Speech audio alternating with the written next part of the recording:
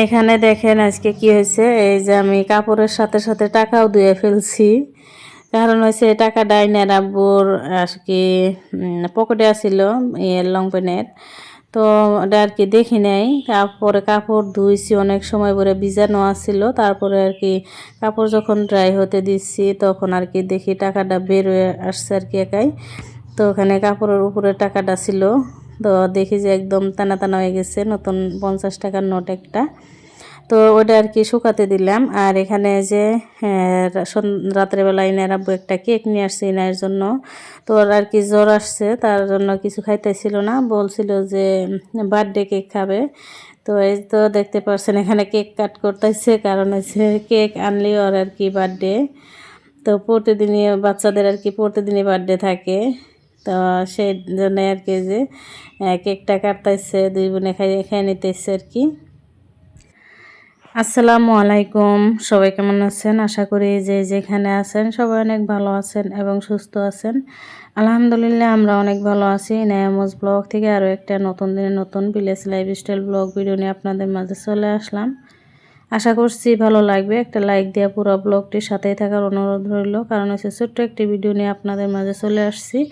আর যদি নতুন হয়ে থাকেন আমার চ্যানেলটি সাবস্ক্রাইব করে পাশে থাকা বেল আইকনে ক্লিক করে রাখবেন, যাতে আপনাদের সময় সুযোগ মতো আমার ভিডিওটি দেখে নিতে পারেন। তো এই তো পরের দিন সকালবেলা চলে আসলাম। তো ওটা হয়েছিল আগের দিন সন্ধ্যাবেলার ভিডিও। তো রাত্রেবেলা আমি কাপড়গুলো ধুয়ে রাখছি, কারণ এখানে স্কুলে গেলে সময় পাওয়া যায় না, দেরি হয়ে যায় ধুইতে। তার জন্য আর কি আমি ধুয়ে নিচ্ছি কাপড়গুলা। তো এখানে সকালবেলা আর কি আব্বুকে চা খাইতে দিচ্ছি, আর এই পাশে আমি রান্না বসাই দিচ্ছি। তো ওই যে সেদিন আর কি মাছের কাটাজি বিনলো, তো সেদিনকে আর কি চিংড়ি মাছও নিয়ে আসছিলো। তো আমি ফ্রিজের মধ্যে রেখে দিছিলাম, বিকেলবেলা কাইটা দিয়ে আবারও ফ্রিজে রাখছিলাম। আর যে মেহমান আসছিল তাকেও আবার বিকেলবেলা রান্না করে খাওয়াই দিচ্ছি। তো সে আর কি ওই মাছটা খায় না, চিংড়ি মাছ খায়। তো চিংড়ি মাছ আমি রান্না করে খাওয়াই দিছিলাম। আর হচ্ছে এখন দুমড়া দিয়ে চিংড়ি মাছ দিয়ে রান্না করে নিতেছি, না এখানে স্কুলেও যাব, তার জন্য আর কি তাড়াতাড়ি করতেছি, সমস্ত কাজ আর কি গুছাই নিতেছি। আর রাত্রেবেলা আমি মিঠে আলু সিদ্ধ করে রাখছিলাম, তো এনার আব্বুকে খেতে দিলাম।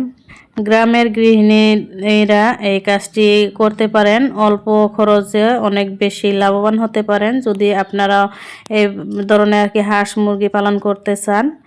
তো যারা পালন করেন দুই একটা বা বাচ্চা ফুটান থাকে না বাচ্চা, তো যদি লাভবান হতে চান তাহলে কিন্তু এই তো ডিম পাড়া মুরগি রাখতে হবে 10-12টা, বসায় দেওয়া যাবে না।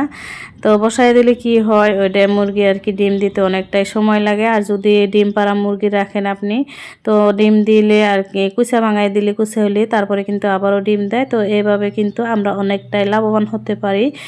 যে কাজটা আমি আর কি করতেছি আমার উপকার হইতেছে, অনেকটাই লাভবান হতে পারতেছি ডিম বিক্রি করে। তো আগে কিন্তু আমি মুরগি বাচ্চা বসাইতাম, যেটাই কুচে তো সেটাই আর কি বসাই দিতাম, এতে করে কিন্তু আমার লসই হইতো, লাভ হইতো না। তো এখন আমি ডিম পাড়া মুরগি পালি, এখন কিন্তু বাচ্চা ফুটাই না।